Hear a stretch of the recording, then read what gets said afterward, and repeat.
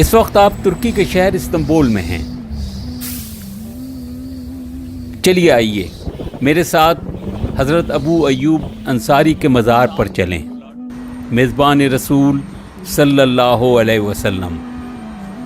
یہاں ہم اس مزار اور صاحب مزار کے حوالے سے چند دلچسپ، نئے اور حیران کن سوالات کے جوابات تلاش کریں گے جو مجھے دیگر یوٹیوب ویڈیوز میں نظر نہیں آئے۔ مثلاً میزبان رسول صلی اللہ علیہ وسلم 1000 میل دور استنبول کیوں آئے،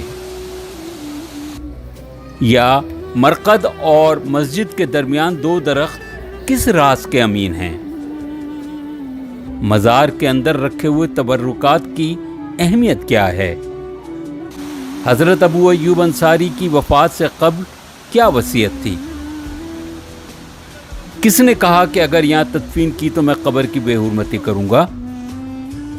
800 سال بعد قبر کی دریافت، دلچسپ کہانی۔ نیا سلطان تخت نشینی کی سند مزار سے کیسے حاصل کرتا تھا؟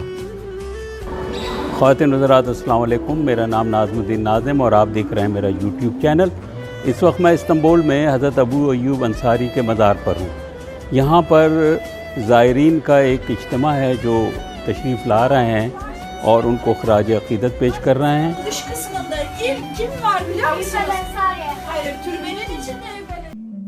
آپ نے نبی کریم صلی اللہ علیہ وسلم سے ایک حدیث سن رکھی تھی، جو لشکر اس شہر کو فتح کرے گا وہ جنتی ہوگا۔ تم ضرور قسطنطنیہ فتح کر کے رہو گے، وہ فاتح بھی کیا خوب ہوگا، فوج بھی کیا خوب ہوگی۔ ان احادیث میں دی گئی بشارتوں کے پیش نظر حضرت ابو ایوب انصاری اس مہم کا حصہ بنے۔ 4 سال تک قسطنطنیہ کا محاصرہ جاری رہا۔ اسلامی افواج شہر پر قبضہ کرنے کی کوشش کر رہی تھی۔ اس دوران حضرت ابو ایوب انصاری بہت شدید بیمار ہو گئے۔ ان کو اندازہ ہو گیا کہ ان کا آخری وقت آن پہنچا ہے۔ انہوں نے اس موقع پر وصیت فرمائی کہ ان کے انتقال کی صورت میں شہر کی فصیل کے قریب ترین حصے میں ان کی تدفین کی جائے۔ انتقال کے بعد ایسا ہی کیا جا رہا تھا کہ اس موقع پر ایک عجیب واقعہ پیش آیا۔ ان کی تدفین کا یہ منظر شہر کی فصیل کے اوپر سے بازنطینی شہنشاہ کانسٹینٹینوس چہرم بھی دیکھ رہا تھا۔ وہ حیران، ساری فوج یہ کیا کر رہی ہے؟ اس نے تحقیق کرائی اور جب اسے پتہ چلا کہ رسول کریم صلی اللہ علیہ وسلم کے ایک بہت قریبی صحابی کی تدفین کی جا رہی ہے تو اس نے پیغام بھیجا کہ یہاں تدفین نہ کریں، وگرنہ وہ جسم مبارک کو قبر سے نکال کر بے حرمتی کرے گا۔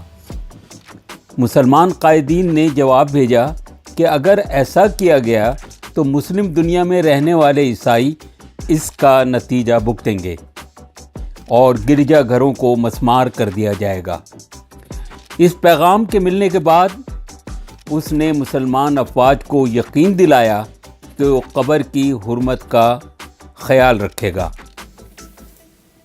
حضرت ابو ایوب انصاری کی قبر برسہ برس محفوظ رہی، لیکن وقت کے ساتھ ساتھ یہ نظروں سے اوجھل ہو گئی۔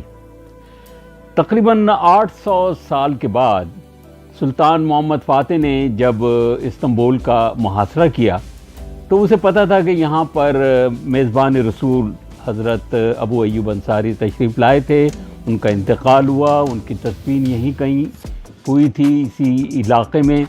تو اس نے قبر تلاش کرنے کی بڑی کوشش کی، لیکن اپنی جنگی مصروفیات کی وجہ سے اس نے اسے ترک کر دیا۔ قسطنطنیہ کی فتح کے بعد سلطان فاتح نے اپنے استاد اکشمس الدین کے سامنے یہ مسئلہ رکھا۔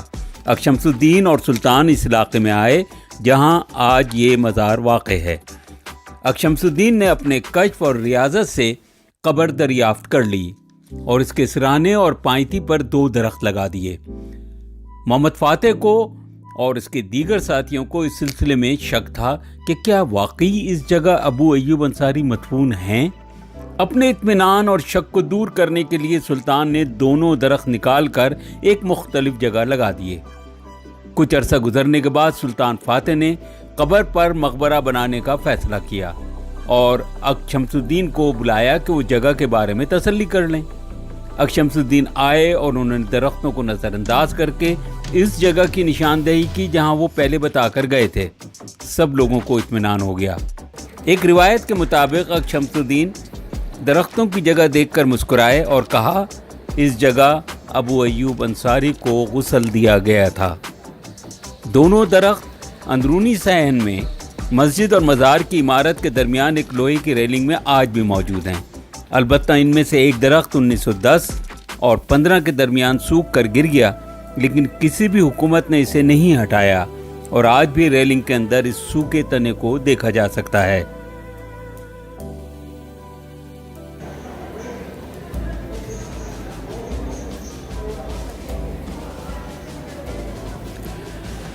چلیے آئیے اب مزار کے اندر چلتے ہیں۔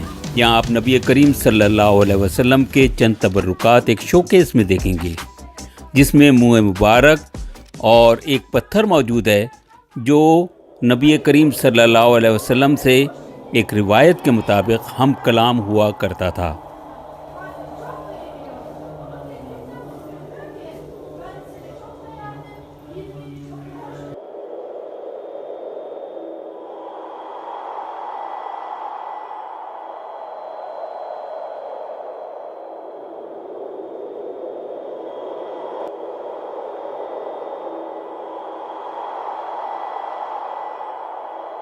ارے ہاں، مزار کی چھت پر شاید یہ گھر مدینے والے گھر کا نمونہ ہے۔ اس مزار کی ایک اور تاریخی اہمیت ہے، اور وہ یہ کہ ہر نیا سلطان، ہر نیا خلیفہ یہاں پر آتا، اسے ایک تلوار پیش کی جاتی، اور یہ تلوار نبی کریم صلی اللہ علیہ وسلم کے ایک صحابی کی تھی۔ اسے حاصل کرنے کا مطلب ہوتا کہ اب اسے خلافت کی سند مل گئی ہے، اور وہ یہ سند لے کے محل میں جاتا اور وہاں اس کی پھر باقاعدہ تاج پوشی کی جاتی تھی۔ مجھے یقین ہے کہ جب آپ حضرت ابو ایوب انصاری کے مزار پر جب بھی آپ کبھی جائیں گے تو میری اس ویڈیو کے حقائق کو پیش نظر رکھ کے جب آپ اسے دیکھیں گے تو آپ کو بہت لطف آئے گا۔ تو اس کے ساتھ ہی اب مجھے اجازت دیجیے، اللہ حافظ۔